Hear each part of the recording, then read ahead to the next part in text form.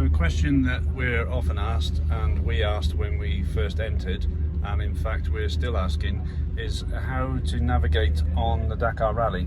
So Gavin will give you a rundown on what he does on his side of the car, which will be quite interesting for me as well. So when we depart the bivouac each morning, we get two crucial pieces of information. One of those is the road book that I've got in front of me, and also we get a time card. I don't have a time card, but we'll show you a picture of what a time card looks like. The time card gives you crucial timing information. When do you leave the bivouac? When do you arrive at the next checkpoint? And basically sets out your timetable of what you're going to do during the day.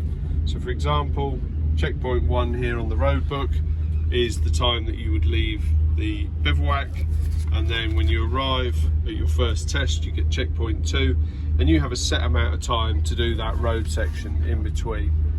For example, in the case that we just looked at, we were doing, on this stage we had about just over 170 k's to do, so that we would have been allowed something like an hour, 2.5 hours to cover that distance. So there's plenty of time. Don't need to rush. You can stop for fuel and know that you're going to get there in plenty of time. The idea with the lot of time on that is to make sure that you don't race along the road and that you drive at a sensible speed. The road book is the other crucial piece of information. That gives you a lot of detail as to what is happening during the day and where you are going. So down the left hand side you get the total distance and also the intermediate distance between each of the junctions, and then the boxes in the center give you the detail of the junction. For example, this junction, you're coming up to a T-junction, you've got a stop sign and you're turning left, probably onto a main road. There's a warning because obviously you're going to meet traffic, and also that you're about to leave a 30 km/h zone. That information then obviously gives you all of the detail of where you're going, but unlike rallies that we're normally used to, there's quite a lot of distance between some of the notes. You'll see here the example here, from this corner to this corner we're covering 11 kilometers, so it's longer than a lot of stages of rallies that we've done previously, so there's not a lot of detail. So you're relying on the information that's given to you here to guide you along that route. And as you'll have seen from previous videos, it's not always exactly clear where the track is. So we have another bit of technology here. This is called the Trippy. This is a digital version of the road book. So the Trippy replicates what we see, and we get information to show us where we're going. At the moment, because we're on the rest stage, there's no information, but it's telling us if we want to go to the exit of the bivouac, the direction that we need to head and how far we need to go. We also get the rally time, so that tells us when we need to be in the various checkpoints, to hand over our time cards and to ensure that we don't get any penalties. We then get a speed and a distance to the distance that we've covered. Again, rally time of day, the cap heading that we're on, and how far we've got to go to the finish.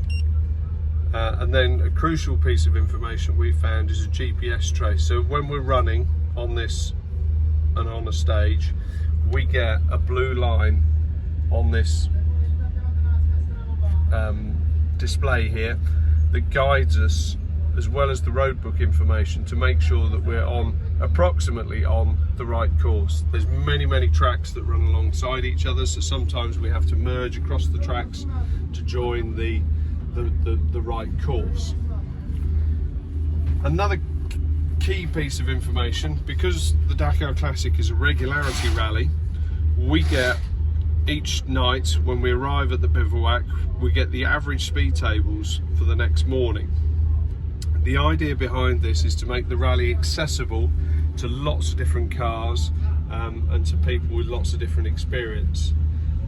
We're running in the second highest speed category, so we run at H3, which, as you'll see, is a 50, for example in this first case, is a 50k average speed for the first section.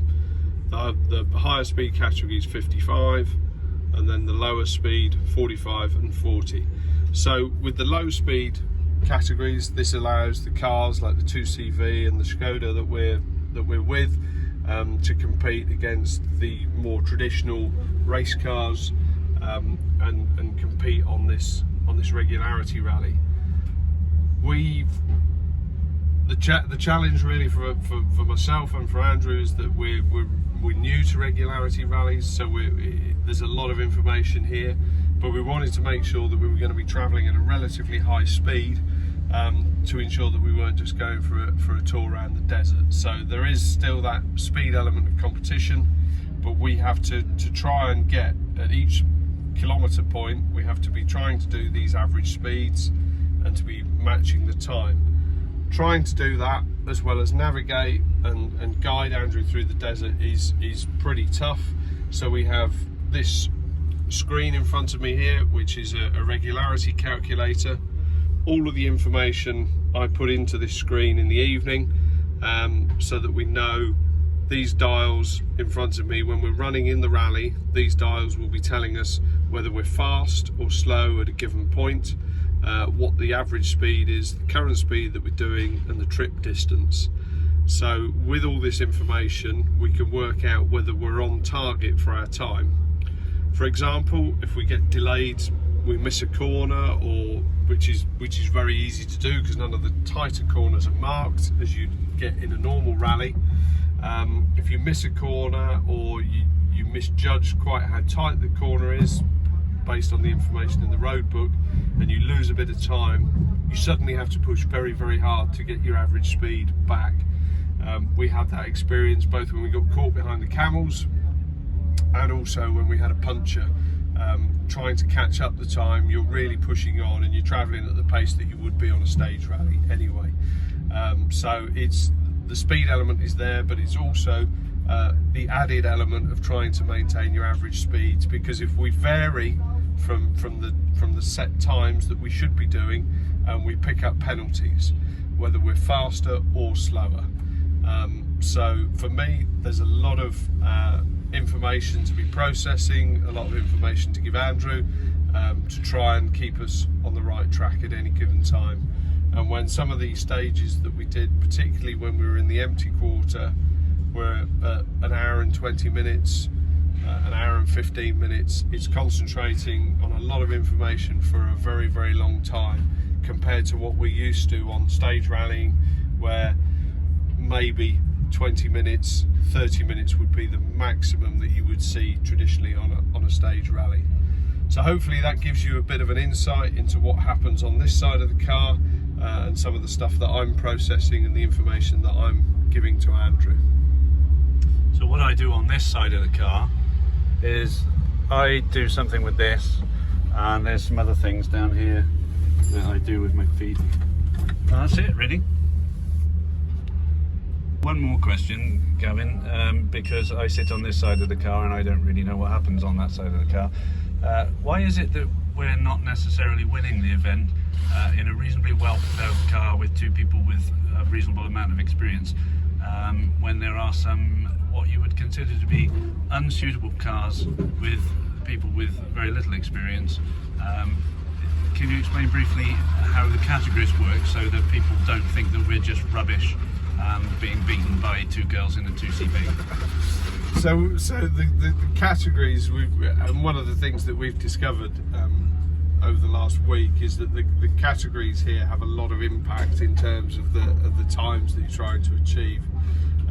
Some of the higher speed sections, for example, here we're doing 80-90 k's at the higher end, whereas maybe the less well prepared cars have only got to do 60k, and for them trying to maintain that average speed is easier than trying to for us to do the higher speed.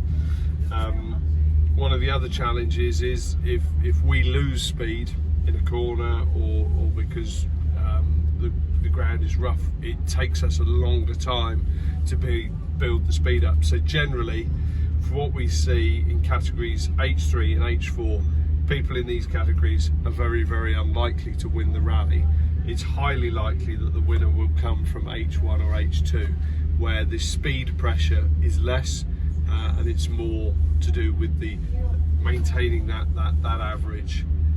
I would say yes, we are not where we would expect to be in terms of the overall position, but in terms of our class position, we're performing very well. And we have some extra stages to do as well, don't we? Because yes, the cars can miss out some. So, for example, the two-wheel drive cars don't have to take part in the dune test, which again is more of a navigation control, and that is done very much on the trippy. We're given waypoints, GPS waypoints, and we get an indication on the screen of the direction that we should be heading in, and we have to validate those points. Sometimes the direct route is not the route that you would take. You have to work your way around the dunes to find the GPS points. So sometimes we're going further than we need to, or further than you would hope to, but it's the right distance to get you safely to the waypoint. And once you validate that waypoint, you then get the information to go to the next waypoint. So it's more of a GPS navigation system for that.